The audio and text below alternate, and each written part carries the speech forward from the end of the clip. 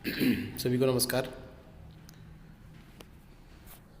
Geography में हम लगभग सारी जो ज्योग्राफी की शाखा हैं, ब्रांचेज हैं, उनके बारे में सिलेबस ऑलरेडी डिस्कस कर चुके हैं और कुछ टॉपिक्स क्लियर हो चुके हैं।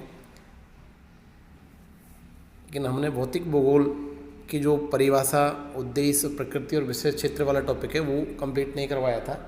तो आज हम एक बार फिर से भौतिक भूगोल की शुरुआत करने जा रहे हैं। भौतिक भूगोल जब ज्योग्राफी का जन्म हुआ तब भौतिक भूगोल ही ज्योग्राफी मानी जाती थी। मानव भूगोल का जन्म बहुत बाद में हुआ है। भौतिक भूगोल अर्थात ज्योग्राफी, भूगोल का पर्याय भौतिक भूगोल था। भौतिक भूगोल में सर्वप्रथम इसकी परिभाषा, इसका अर्थ क्या होता है। भौतिक अर्थात प्रकृति में जो पदार्थ हैं, वस्तुएं हैं, घटनाएं हैं, प्रकृति द्वारा प्रदत्त तत्व, उनका अध्ययन करना, उनका क्रमिक अध्ययन करना ही भौतिक भूगोल का पार्ट है। जैसे पर्वत, पठार, मैदान, जलवायु, स्थलमंडल, जलमंडल, वायुमंडल, जैव विज्ञान या बायोज्योग्राफी या जैव भूगोल, इन सब का अगर हम इंटीग्रेटेड अध्ययन करते हैं, इनका अगर हम समग्र अध्ययन करते हैं तो वो भौतिक भूगोल कहलाता है। इसमें हम देखेंगे भौतिक भूगोल की परिभाषा, भौतिक भूगोल का उद्देश्य, उसकी प्रकृति और उसका विषय क्षेत्र। भौतिक भूगोल से एकेडमिक क्वेश्चंस बहुत ज़्यादा आते हैं। भौतिक भूगोल क्लियर है, इसका मतलब आपकी ज्योग्राफी पूरी क्लियर है। मानव भूगोल में इतने कंसेप्ट नहीं है जितने भौतिक भूगोल में। भौतिक भूगोल के सारे कंसेप्ट आपको अच्छे से समझने हैं। भौतिक भूगोल का अर्थ, परिभाषा और विषय क्षेत्र देखेंगे हम। इसमें भौतिक भूगोल का अर्थ एवं परिभाषा।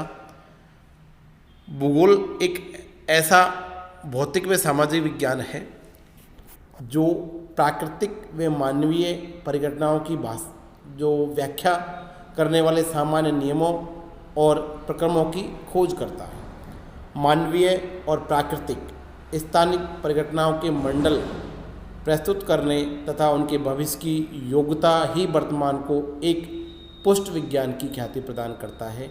भूगोल एक प्राचीन विज्ञान है जिसके अंतर्गत धरातल पर मिलने वाले विविध तत्वों का अध्ययन किया जाता है। भौतिक भूगोल की परिभाषा का आधार हम भूगोल की परिभाषा से ले सकते हैं। 19वीं शताब्दी में इसे एक स्वतंत्र विषय के रूप में मान्यता मिली। 20वीं शताब्दी के आरंभ में मनुष्य एवं पर्यावरण के पारस्परिक संबंधों के अध्ययन के रूप में विकसित हुआ। भौतिक भूगोल का अर्थ, भूगोल की उत्पत्ति दो शब्दों से मिलकर हुई है, जियो प्लस ग्राफी।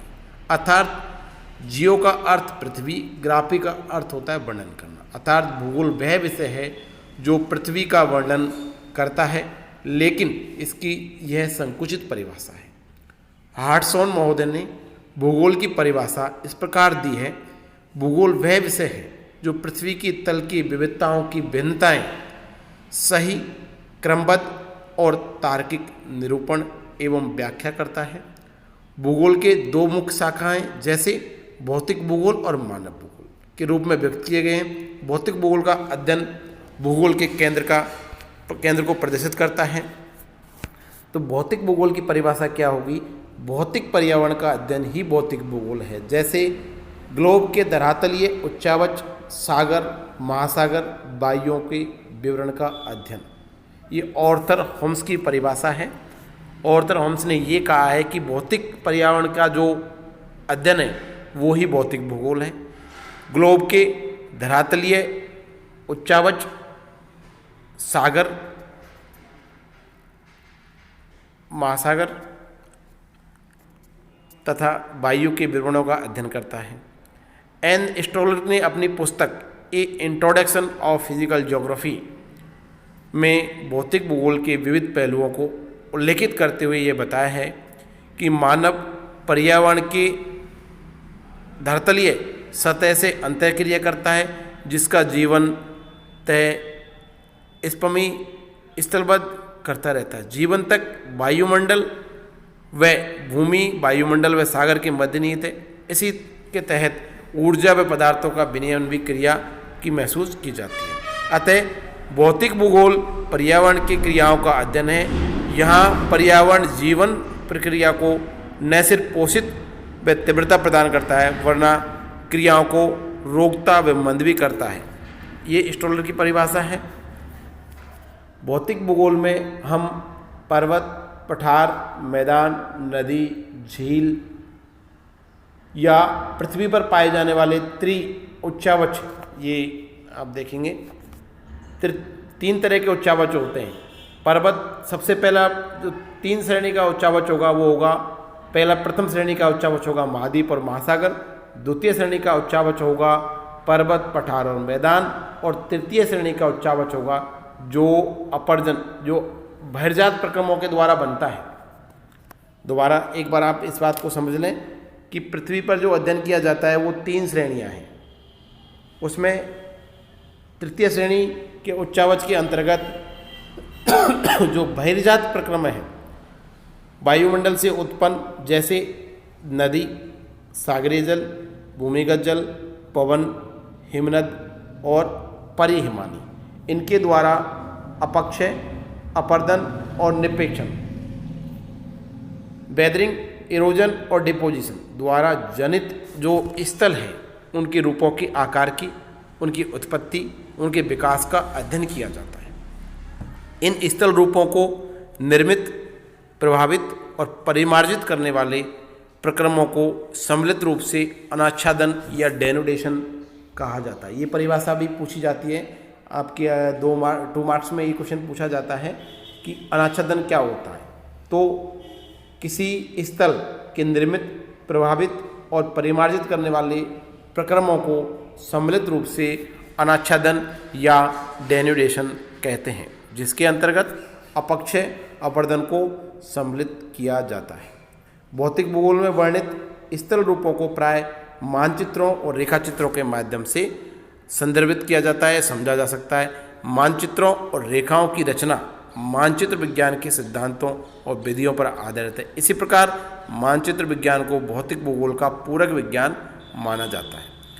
खगोलीय विज्ञान पृथ्वी और सूर्य के मध्य संबंध के साथ साथ ग्रह व नक्षत्रों की स्थितियों और उनके मानवीय क्रियाओं पर पड़ने वाले प्रभावों का अध्ययन, व्याख्या करना है। सौरमंडल की उत्पत्ति, उनकी गतियाँ, ग्रहों, नक्षत्रों अध्ययनों को भौतिक भूगोल में विशेष महत्व दिया जाता है। अतः खगोलीय विज्ञान में भी भौतिक भूगोल के अंग के रूप में स्वीकार किया है। भौतिक भूगोल का विषय क्षेत्र, भौतिक भूगोल एक व्यापक विज्ञान बन चुका है जिसके अंतर्गत भौतिक पर्यावरण व मानव के वास्तविक क्रियाओं के प्रतिरूपों का अध्ययन किया जाने लगा है। प्रादेशिक स्तर पर पर्यावरणीय तत्वों के स्थानिक प्रतिरूपों व स्थानिक संबंधों का निरीक्षण भी भौतिक भूगोल में होता है। पर्यावरणीय तत्वों में स्थानिक व सामाजिक परिवर्तन का अध्ययन भी भौतिक भूगोल का विषय क्षेत्र है। भौतिक भूगोल के विषय क्षेत्र की व्याख्या जो हमारे सब्जेक्ट है, इसके पार्ट हैं, ब्रांचेज हैं, उसके आधार पर की जा सकती है। सर्वप्रथम इसके जो पार्ट होंगे वो होंगे सबसे पहले आप देख सकते हो स्थल देखो, स्थल होगा तो स्थल में, स्थल का मतलब होता है स्थल मंडल पर जो अध्ययन किया जाएगा स्थल, जिसको जियोमॉर्फोलॉजी कहते हैं। जियोमॉर्फोलॉजी मतलब भू आकृति विज्ञान। पृथ्वी के धरातल पर जो आकृतियां दिखाई देती है उसको जिसका अध्ययन किया जाता है उसको जियोमॉर्फोलॉजी या भू आकृति विज्ञान कहते हैं। स्थल मंडल पर जो भी आकृतियां आपको दिखाई देगी, जैसे पर्वत, पठार, मैदान, नदी, झील आदि, ये सभी का अध्ययन भू आकृति विज्ञान में किया जाता है। इसके अलावा वायुमंडल, क्लाइमेटोलॉजी, वायुमंडल अर्थात क्लाइमेटोलॉजी, वायुमंडल में पर्यावरण में जो वायुमंडल पाया जाता है उसका अध्ययन वायुमंडल में किया जाएगा। इसके अलावा मेट्रोलॉजी, सॉइल ज्योग्राफी, सॉइल के बारे में अध्ययन किया जाएगा। समुद्र विज्ञान, समुद्र में जो भी प्रक्रियाएं होती है, गतिविधियां होती है, उन सब का अध्ययन ओशनोग्राफी में किया जाता है। ओशनोग्राफी, जियोलॉजी भूभौतिक विज्ञान भूगर्भ शास्त्र में, और जियोफिजिक या जियोडेसी और जैव भूगोल, ये सभी भौतिक भूगोल के विषय क्षेत्र हैं। इन ब्रांचों को भौतिक भूगोल में देखा जाता है। हम ज्योग्राफी में अधिकांशतः जियोमॉर्फोलॉजी, क्लाइमेटोलॉजी और ओशनोग्राफी और जैव भूगोल, इन 4 को हम अधिकांशतः पढ़ते हैं। बाकी को मेट्रोलॉजी ये अलग विषय हो जाता है और जियोफिजिक ये अलग हो जाता है, लेकिन ज्योग्राफी इंटरडिसिप्लिनरी सब्जेक्ट होने की वजह से हम इन सब का भी